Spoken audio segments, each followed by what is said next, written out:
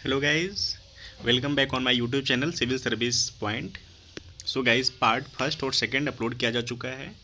अगर आप चाहें तो जा करके इस यूट्यूब चैनल पे आप देख सकते हैं।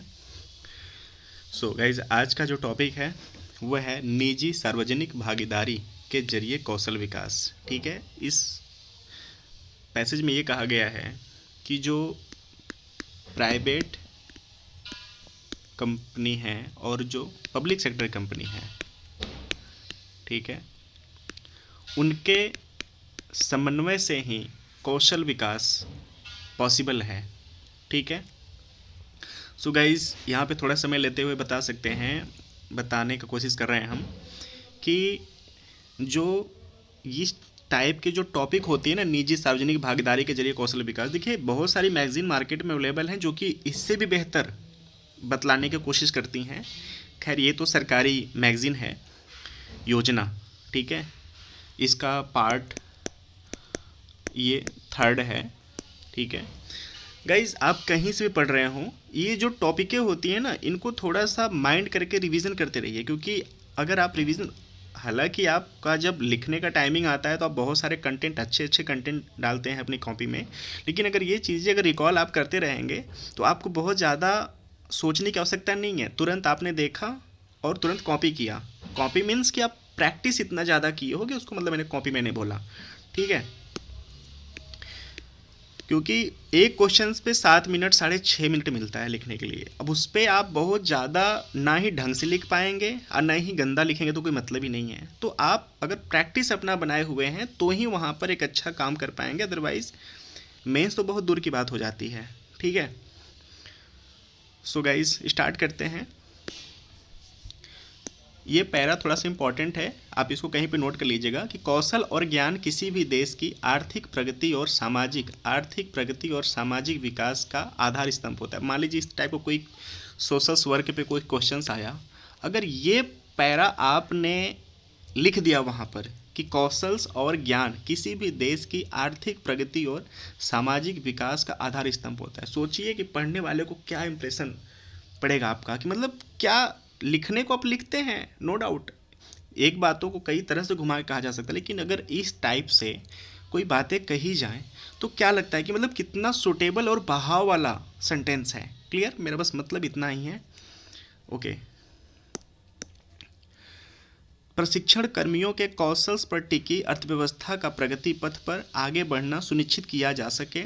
नए औद्योगिक काल की बढ़ती जरूरतों के अनुरूप कौशल से सज्जित युवा की आत्मनिर्भर भारत के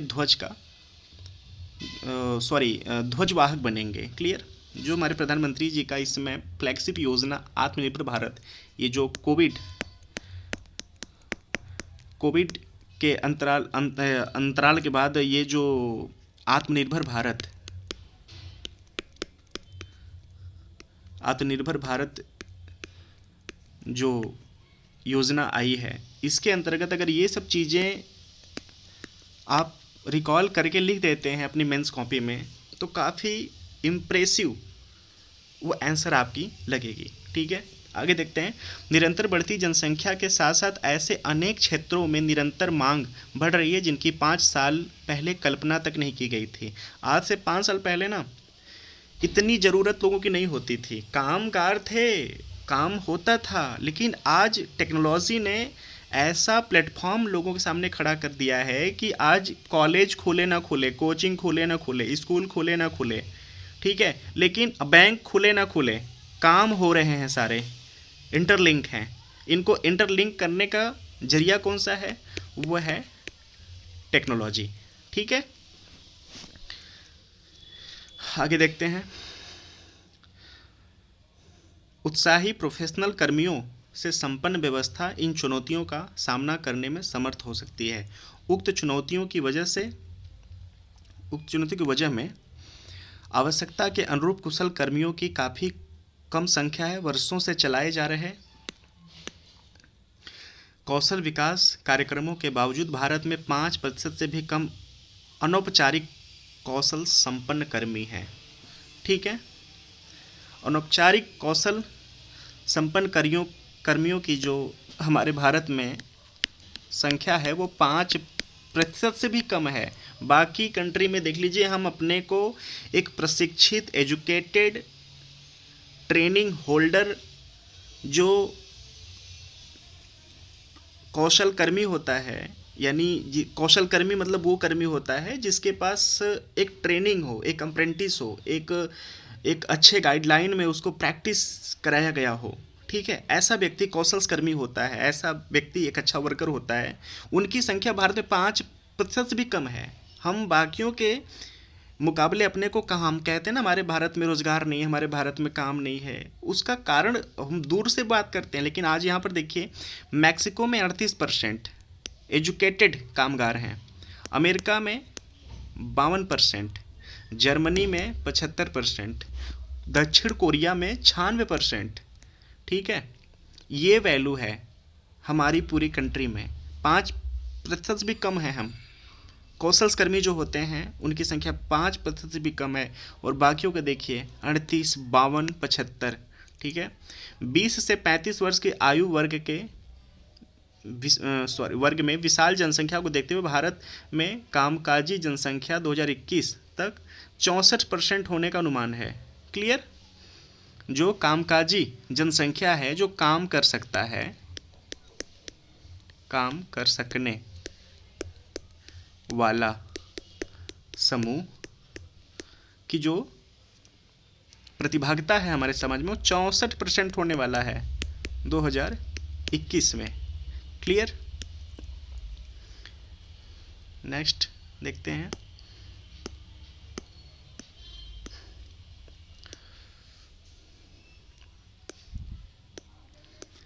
असीम ऐप, मैं पार्ट सेकंड में असीम ऐप बता चुका हूँ कि असीम ऐप है क्या।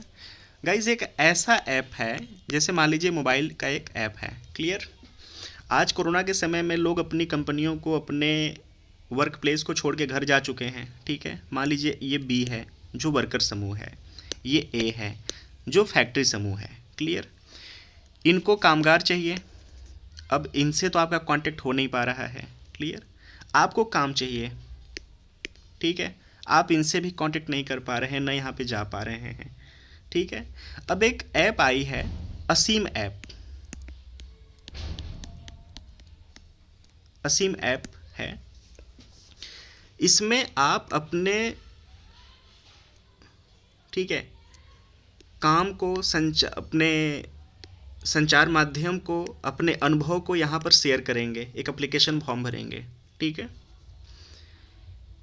ये इस असीम एप्लीकेशन से आपको कांटेक्ट करेंगे, इस एप्लीकेशंस के द्वारा आपसे वो कांटेक्ट करेंगे, ठीक है।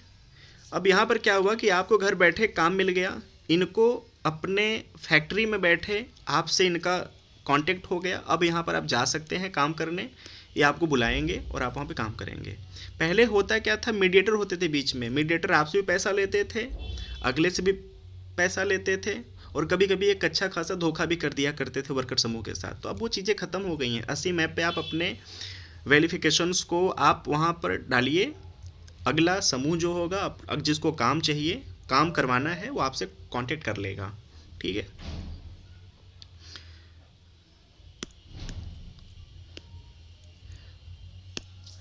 इतनी बड़ी जनसंख्या वाले देश में पेशेवर प्रशिक्षण देने की अपनी जटिलताएं हैं, ठीक है। इसके लिए ऐसा बहुआयामी दृष्टिकोण अपनाना जरूरी है जिसके तहत मूल्य श्रृंखला के हर स्तर पर कौशल प्रशिक्षण और विकास के लक्ष्य तय हों। सरकार ने बड़े सुनियोजित तरीके से कार्यक्रमों और पहलों की योजना बनाई है ताकि कौशल प्रशिक्षण और उद्यमिता विकास को बढ़ावा मिल सके। क्लियर? 2009 में श्रम और रोजगार मंत्रालय ने तीव्र और समावेशी प्रगति के उद्देश्य से पहली राष्ट्रीय कौशल विकास नीति प्रस्तुत की थी। पहली कौशल विकास नीति 2009 में प्रस्तुत किया गया था। क्लियर? कौशल विकास कार्यक्रमों में प्रगति और राष्ट्रीय और अंतर्राष्ट्रीय स्तर पर कौशलों में आ रहे बदलावों को समाहित करते हुए 2015 में नई राष्ट्रीय कौशल विकास नीति प्रस्तुत की गई। ठीक है, एक यहाँ पे भी प्रस्तुत किया गया था 2009, फिर 2015 में भी सारे चैलेंजेस को देखते हुए कि क्या आवश्यकता है, किस तरह से टेक्नोलॉजी, किस तरह से एक प्लेटफॉर्म को क्रिएट करना चाहिए, तो 2015 में भी ये कौशल नीति प्रस्तुत की गई। इस नीति में रफ्तार, गुणवत्ता और टिकाऊपन के साथ साथ कौशल विकास की चुनौतियों को भी ध्यान दिया गया। तो ये काफ़ी इम्पोर्टेंट हो जाता है 2009 के अपेक्षा 2015 वाला। ठीक है,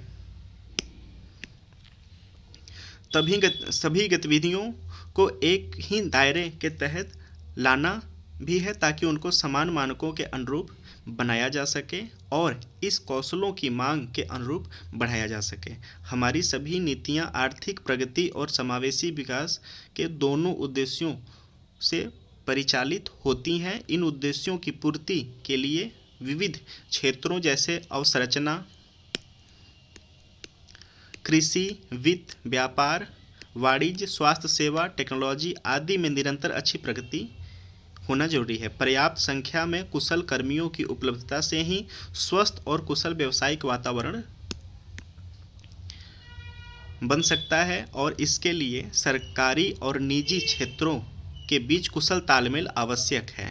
ठीक है, जो हमारा टॉपिक है पैसेज का वो देखिए यहाँ पर सेटिस्फाई किया जा रहा है कि इसके लिए सरकारी यानी पब्लिक और प्राइवेट सेक्टरों को बीच में कुशल तालमेल हो, एक प्रॉपर कम्युनिकेशंस के तहत काम किया जाए। ठीक है,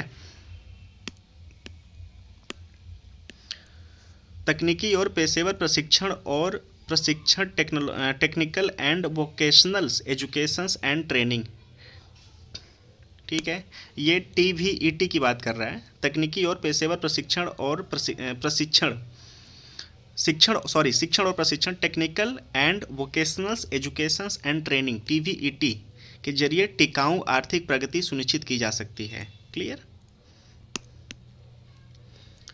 राष्ट्रीय कौशल विकास निगम NSDC, आप NSDC का नाम काफ़ी सुने होंगे। ये 2014 से प्रधानमंत्री जी का NSDC काफ़ी फ्लैगशिप योजनाओं में से एक रहा है ये।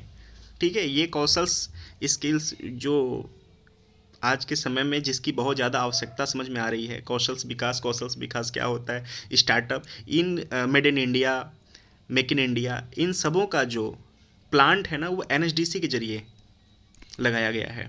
ठीक है, कंपनियां, संस्थाएं और टिकाऊ उद्यमों को आर्थिक मदद करके पेशेवर शिक्षा और प्रशिक्षण को बढ़ावा देता है।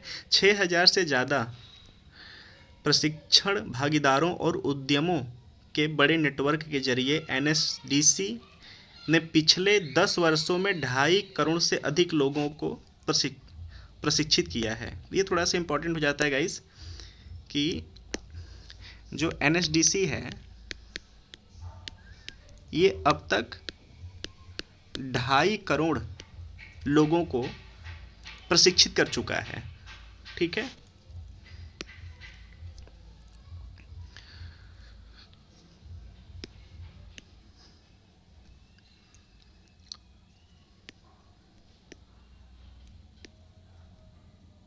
भारत में टेक्नोलॉजी और स्मार्टफोन के व्यापार प्रसार ने कौशल प्रशिक्षण को नया आयाम प्रदान किया है। क्लियर।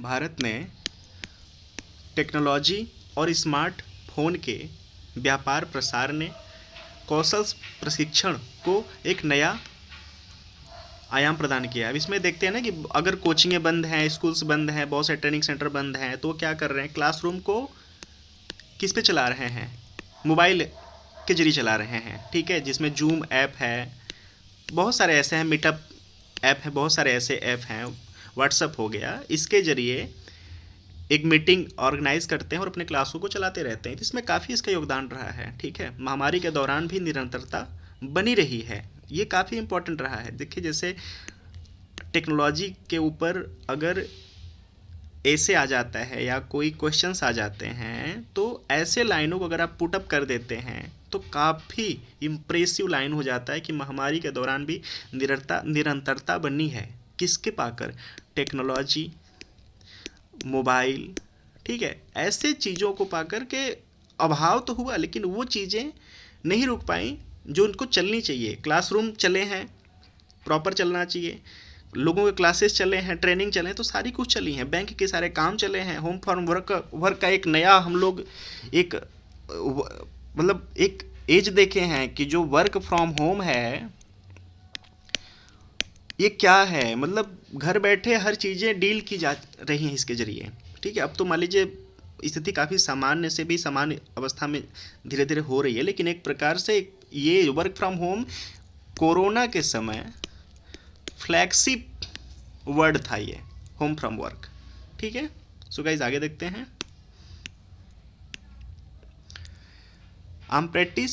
अप्रेंटिसशिप एक्ट 1961 के अंतर्गत निर्धारित ट्रेड्स निर्धारित कौशल के रूप में नियमित नहीं है। ये जो एनएसडीसी, ठीक है, ये जो एनएसडीसी है इसके अंतर्गत जो कौशल कर्मियों को, जो वर्करों को जो स्किल सिखलाया जाता है, जो अप्रेंटिस उनको कराया जा रहा है, वो अप्रेंटिसशिप एक्ट 1961 के निर्धारित एक्ट ट्रेड्स के अधिनियम में वो नहीं है। क्लियर?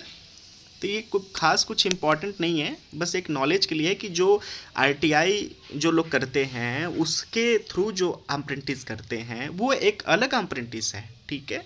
और ये जो टेक्निकल डिप्लोमा के थ्रू लोग जो पार्ट टाइम डिप्लोमा या जो एनएसडीसी के थ्रू जो लोग नॉलेज लेते हैं, अप्रेंटिस करते हैं, ये इसका एक अलग है, ठीक है। इस समय भारत में कुल अप्रेंटिसशिप के 29% ऑप्शंस ट्रेड्स हैं, ठीक है। ये कुछ खास इंपॉर्टेंट नहीं है, बस था तो सोचा कि इसको इंक्लूड कर दिया जाए। आगे देखते हैं। अप्रेंटिस भर्ती के लिए ताकि इसके हुनर मच सके और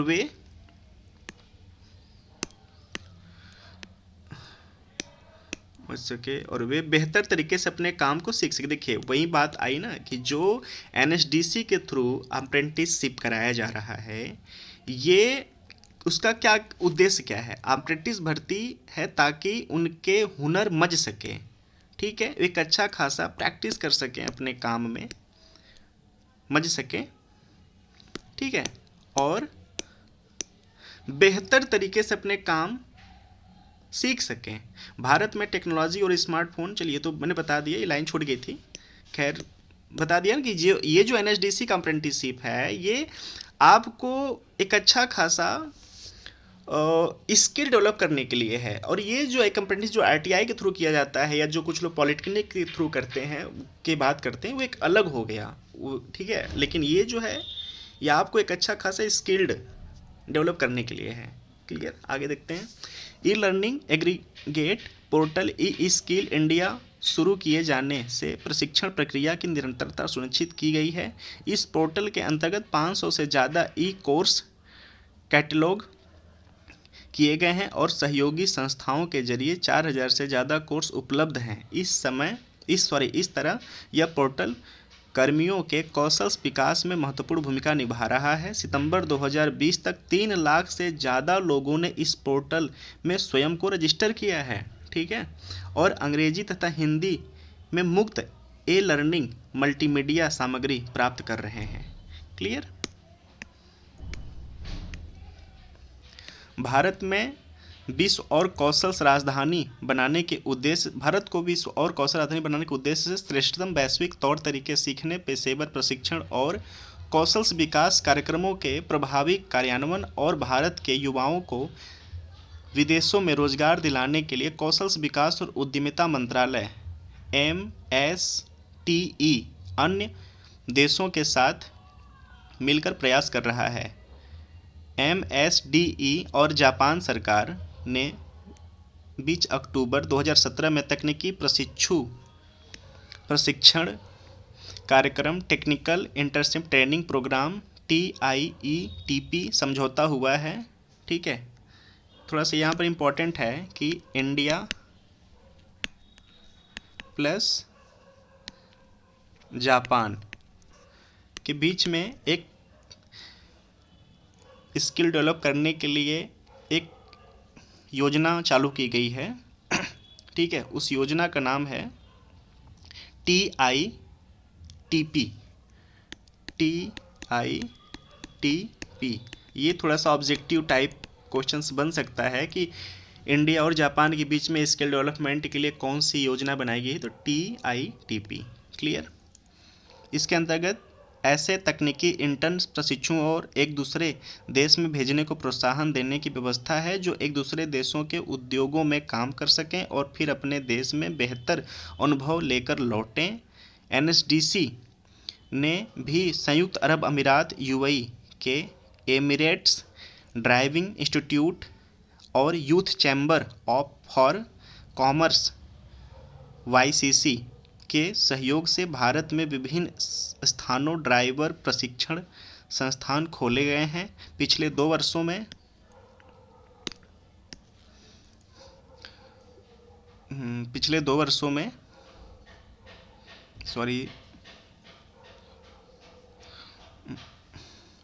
संयुक्त अमीरात में एमिरेट्स ड्राइविंग इंस्टीट्यूट EDY और यूथ चैम्बर ऑफ कॉमर्स के सहयोग से भारत में विभिन्न स्थानों पर ड्राइवर प्रशिक्षण संस्थान खोले गए हैं। पिछले 2 वर्षों में NSDC ने जापान, UAE, स्वीडन और रूस सहित 8 देशों के साथ पेशेवर प्रशिक्षण और प्रशिक्षण के क्षेत्र में सहयोग के लिए समझौता किए हैं। साथ ही NSDC ने कौशल विकास के भारत के अनुभवों से सीखने के इच्छुक अपने देशों के प्रतिनिधियों की मेजबानी भी की है। इन देशों में है कौन कौन? मैक्सिको, अफगानिस्तान, मध्य अफ्रीकी देश जैसे रवांडा, नाइजीरिया और केन्या, जमाइका, श्रीलंका आदि। ठीक है। 2019 में हुए वर्ल्ड स्किल में भारत को 63 देशों में 13वां स्थान मिला है। ठीक है। जो हमारा वर्ल्ड स्किल 2019 में हुआ था उसमें 63 कंट्री में भारत का स्थान 13वां मिला। ठीक है। ये थोड़ा सा इंपॉर्टेंट लाइन है, थोड़ा इसको नोट कर लीजिएगा। ठीक है। इससे 1 स्वर्ण, 1 रजत, 1 कांस्य पदकों के साथ 15 उत्कृष्टता पदक मिले हैं। ठीक है।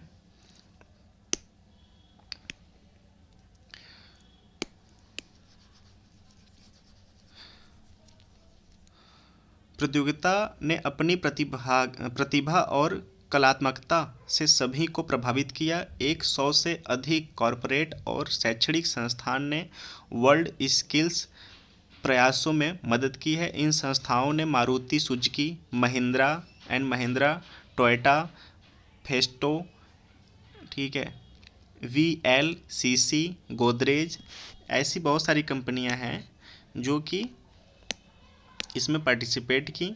अपोलो जैसे कंपनी, सेनिडर, डाइकिन एंड एनटी आदि शामिल हैं। वर्ल्ड स्किल्स प्रयासों में प्रत्येक प्रतिभागी को तुरंत जरूरी प्रशिक्षण देना और उनकी प्रगति और रोजाना जायजा लेना शामिल है। वर्ल्ड स्किल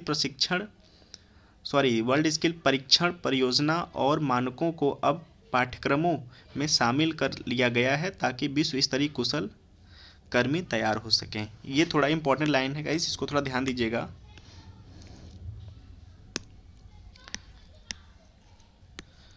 वर्ल्ड स्किल परीक्षण परियोजना और मानकों को अब पाठ्यक्रमों में शामिल किया जा चुका है। ठीक है, ताकि विश्व स्तरीय कुशल कर्मी तैयार किया जा सके। ठीक है।